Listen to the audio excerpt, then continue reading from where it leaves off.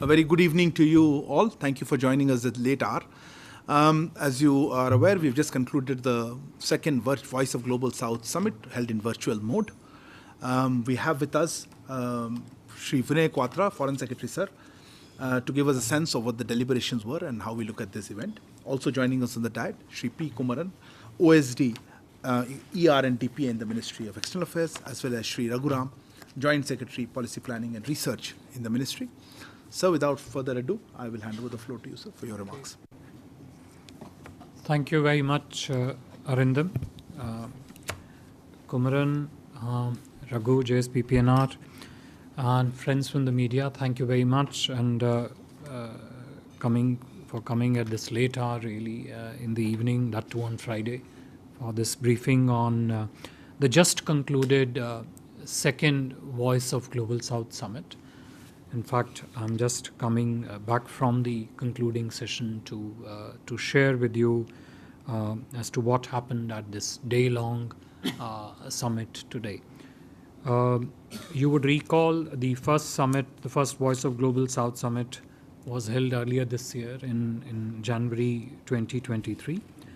And building on the momentum of the achievements of the first Global South Summit with the strong leadership of Honorable Prime Minister, it was decided to hold this second summit, Voice of Global South Summit today. The summit, like the first summit, had leader sessions, the inaugural and the concluding sessions, and also the 8 ministerial sessions, which included 2 sessions of the foreign ministers, one devoted to the larger developments around the world and how they impact Global South, and second more on developmental agenda of the Global South. There were also 1 ministerial sessions each of education, finance, environment, energy, health, and commerce.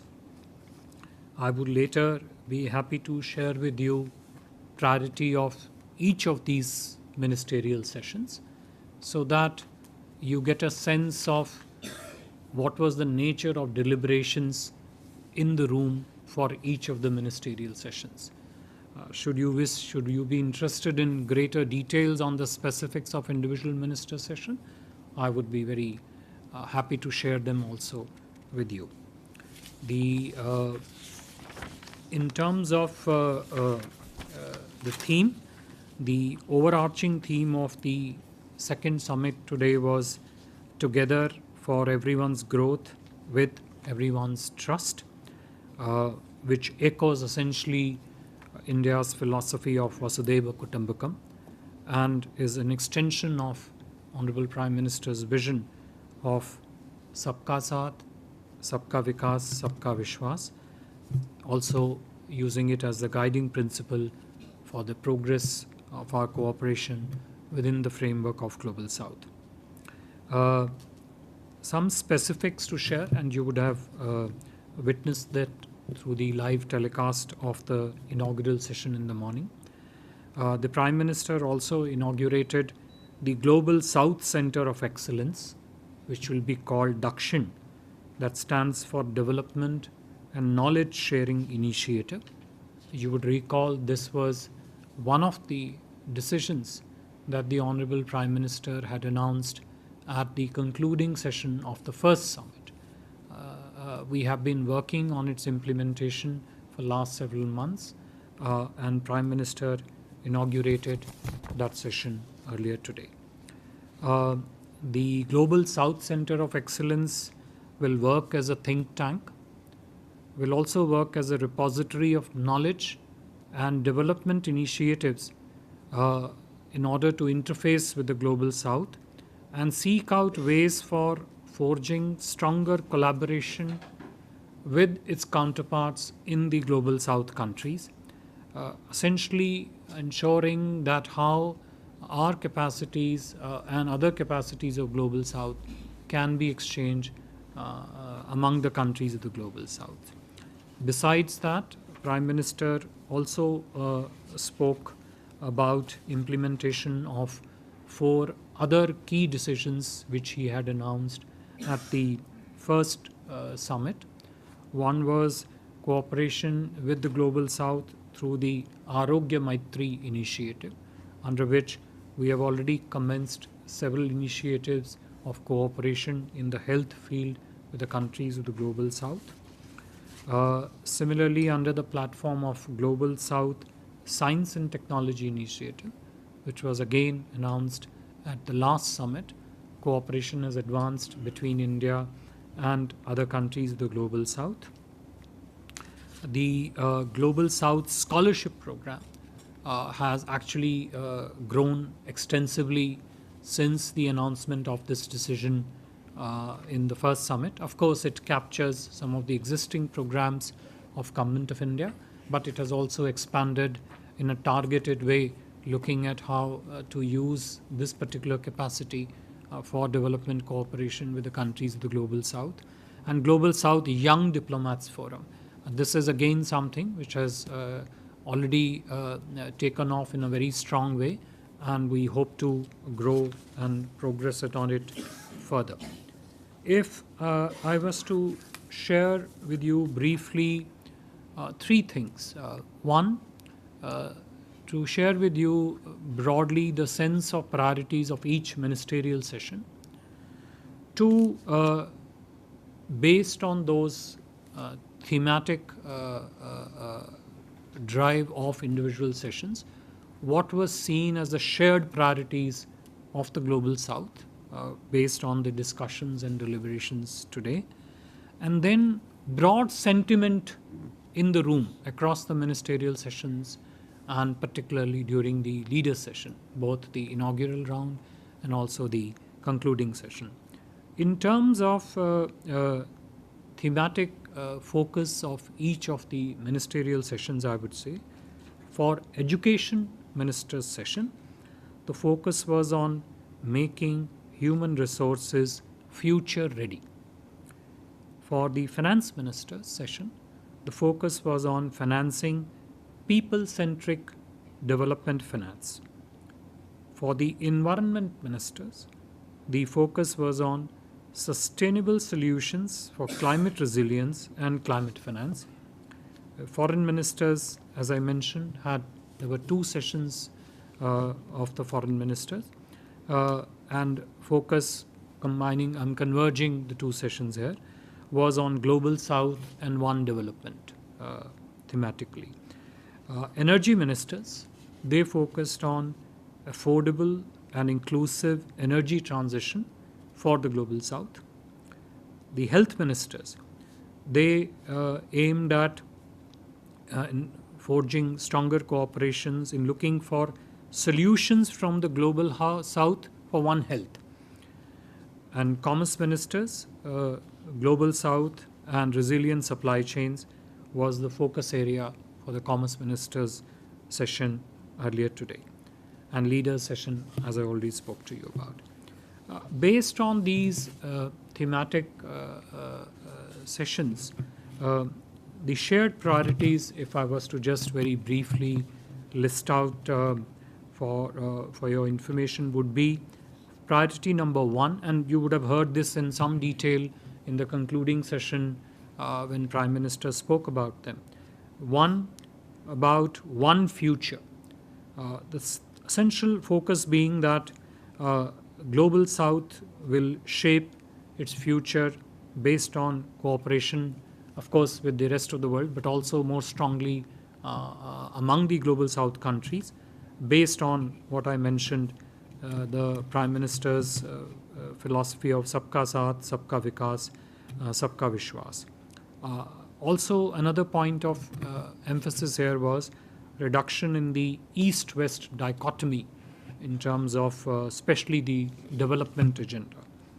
Second, a shared priority which the Prime Minister highlighted was commitment to sustainable development, and particularly with regard to climate action, base it upon a common but differentiated responsibility principle. 3, insofar as energy transition is concerned, inclusive, affordable, and sustainable energy transition was something which was voiced and shared by almost all the member states in today's session. 4. People-centric development finance. Of course, it was a theme of the finance ministers, but something which came across very strongly across almost all the sessions. And one of the underlying thrust areas of emphasis there was a point from Global South to avoid situations where development initiatives and programs lead to debt trap for Global South. 5. Digital public infrastructure aimed at delivery of public goods of governance, more effective delivery of governance, more efficient delivery of governance.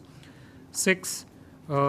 This is something which was echoed very strongly, pretty much uniformly, need for reforming the multilateralism, reforming the multilateral institutions, particularly the global financial institutions and the Security Council. 7. Women-led development, a very, very strong area of priority and focus. 8. Something which came across not so sharply in the first summit, but came out very sharply this time, which is the need to prioritize investment flows among the Global South countries, linking and leading to increasing development space in those countries. 9. Strengthening cooperation on countering terrorism, spread of terrorism, growth of terrorism, and its various manifestations. And 10th, the emphasis on timely and expeditious completion of the SDG 2030 agenda.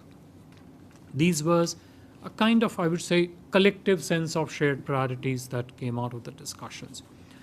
In terms of broad sentiments, which were layered on some of these priorities, which was spoken about in the deliberations across the leader session and the ministerial segment, was one universal sentiment, a sense of recognition, a sense of realization that India and Prime Minister Modi, they mean what they say.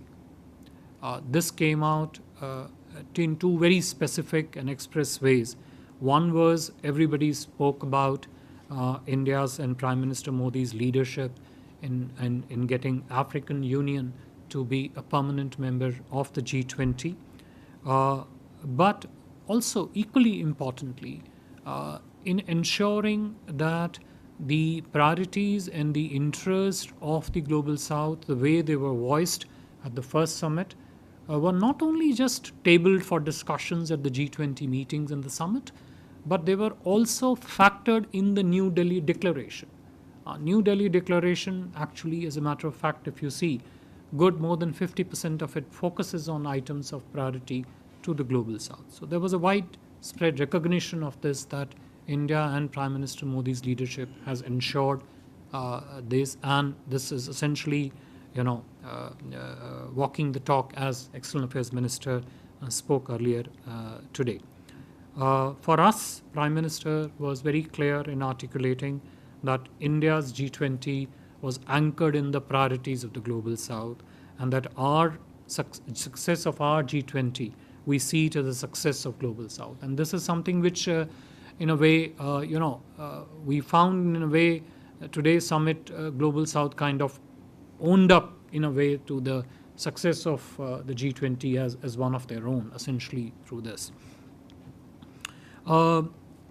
There was one sentiment which was expressed that within so far as the African Union permanent membership to the G20 is concerned, there was a sentiment which came across that yes, global groupings can be persuaded to respond to the changing global realities and respond in a more inclusive fashion. I think that's what African Union membership represented, and that was echoed in the room while expressing gratitude to Prime Minister Modi's leadership here.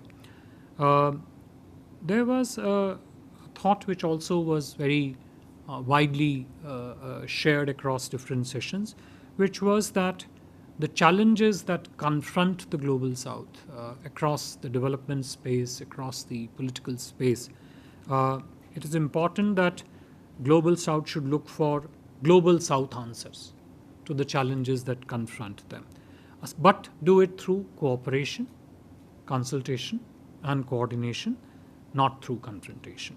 So this was a vital sense of the room, that Global South answers for the challenges that face them. There was also a recognition and spoken about, and this has been spoken about at the last summit of the Global South also, the first one, wherein that given the nature of growing uncertainty, conflict, geopolitical tensions across the world, there is a need for Global South to speak more forcefully on these challenges and converge more extensively in searching as the world looks for solutions to these issues. And this is because these uncertainties, these tensions essentially impact the development space and specifics of the Global South. And hence there is a need. It's not just a rhetorical need for them to speak. It is because those developments do impact on their economic growth and development. And lastly, as I've also mentioned as one of the shared priorities, a very strong sentiment in the room that there is a need to urgently reform the multilateral institutions, in particular the global financial institutions, the UN Security Council, and the overall global financial architecture. We will be circulating at some stage, hopefully tomorrow, a structured capturing of these discussions in a certain form, which would be available for you to look for more details. But that will be sometime tomorrow morning, because we just concluded, so we need to just work through that. I think I would stop here, and if there are questions, we'll be happy to take that. Thank you very much. Please introduce yourself and the organization that you represent. I'll start with you. Hi, Pia with the Print. So you had mentioned that debt burden was one of the topics of discussion. Could you expand on that? And if there were any explicit concerns about China's role when it comes to this issue? Thank you. So Siddhant from WION. So how much was the focus on the ongoing conflict between Israel and Hamas? We saw the comments by the Prime Minister, but other leaders, what was the sense in the room when the leaders discussed about this issue? Yeah, please. Sir, I'm Sahil from ENI. Sir, was the India stack was also discussed during this summit, and how many countries showed interest in it? So, Shudhiranjan from Bloomberg, sir. On energy transition and, finance being available for development, if you could give us a better sense or an expanded sense of what was the kind of discussion and any actionable points that India... Sorry, on financing for development? Yes. If there are no other questions, we'll take this one and close it, sir. Yeah, please. Sir, Dhairya Maheshwari from Sputnik. Sir, my question is regarding the Sputnik India. Sir, Prime Minister Modi urged unity on among the Global South countries on the conflict, as has been asked. I just want to know if there was an unequivocal condemnation of the Hamas attack, because counterterrorism has been spelled out as one of the priorities by Prime Minister Modi. Thank you, sir. So I'll pass on. Thank you.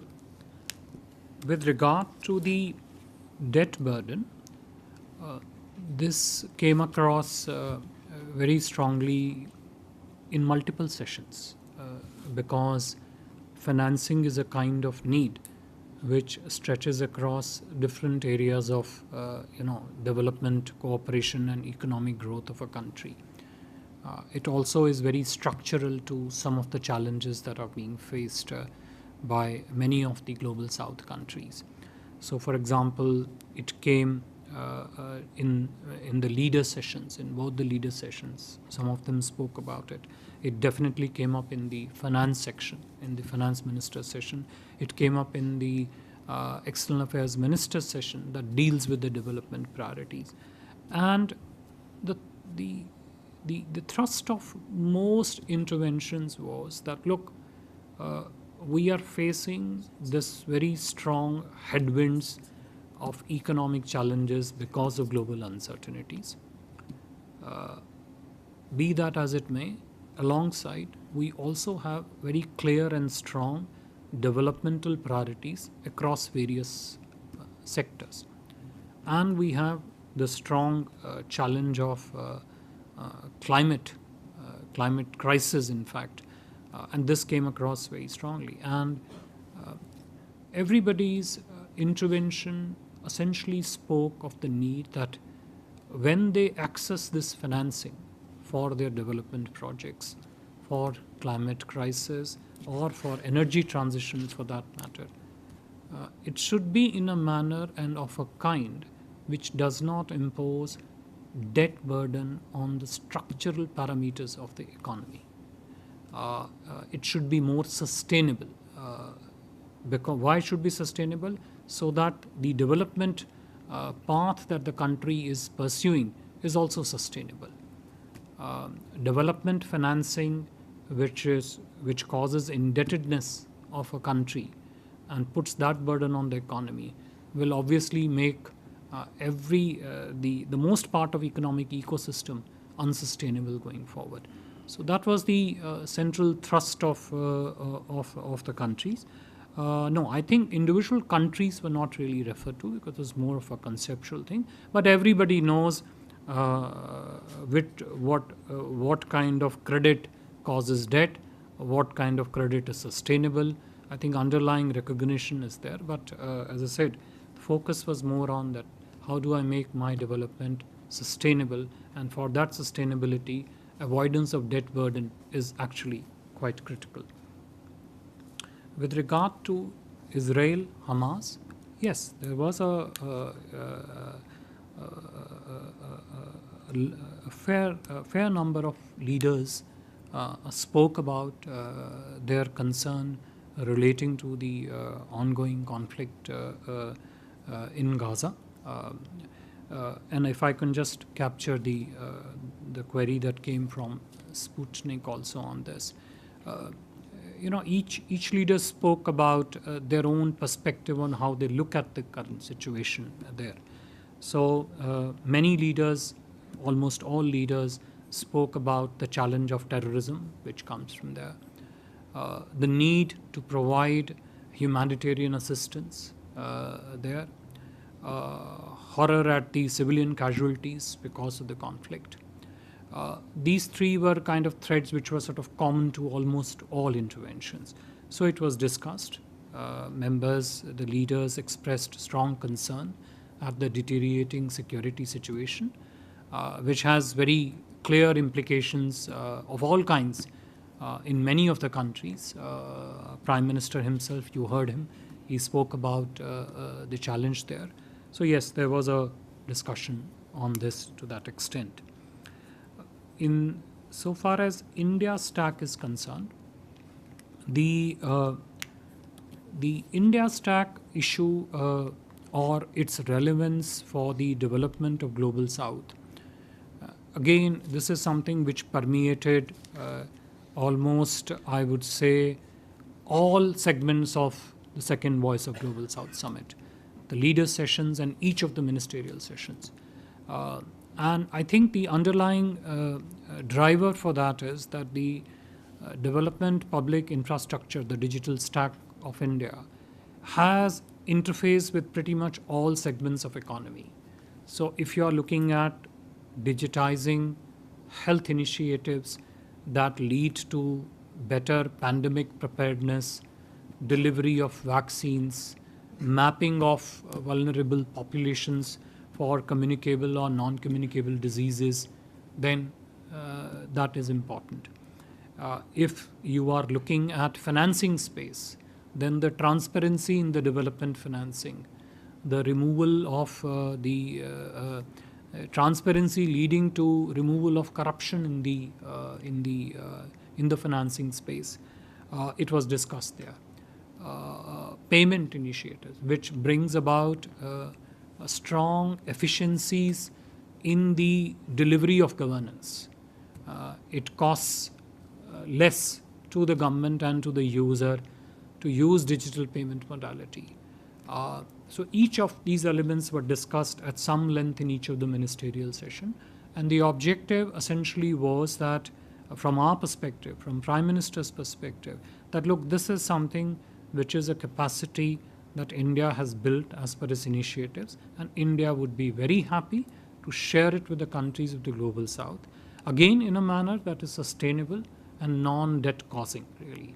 And there was almost a universal appreciation that India was willing to consider offering not just other capacities, but particularly the digital space where the intellectual property for the digital stack, the investments and the initiatives that have been taken in India are essentially all Indians. But we are very happy to see if our progress in this space also leads to the progress and development of other countries. This was the driving sentiment of Prime Minister, which he spoke about at both sessions, and I think countries, the leaders, appreciated it deeply. On the energy transition and the financing, I mean, I can go into the specifics of what was talked about on energy transition. 2-3 things were very particular to when the energy transition discussions took place. One, the nature for energy transition to be inclusive, affordable, and in a manner which makes the development sustainable. So inclusive, affordable, just energy transition for sustainable development. That's a sort of broad parameter. But besides that, there was also a clear reference, and the Indian minister spoke about it very clearly, the need for, because for this, if you really want affordable and inclusive energy transition, you also need to have access to affordable finance and technology for achieving this energy transition across the Global South. This is not just a matter of India. While talking of energy, there was also a sense of gratitude expressed for India and Prime Minister to expand the reach of solar energy through the International Solar Alliance to the countries of the Global South. Reach means both the capacities, the technologies, the innovations, the processes, the systems that you would build to make a harnessing of solar energy more efficient in their respective countries. Our leader, our minister, also invited countries of the Global South to join the Global Biofuel Alliance in the session. These were the broad subheads within the energy. I can go into the details, but I think you will find some of those when we bring out the structured capturing of it tomorrow. Thank you very much, sir. Thank you all for joining today evening. My thanks also to Sri Kumaran and Sri Raghunath. Good evening. Thank you very much.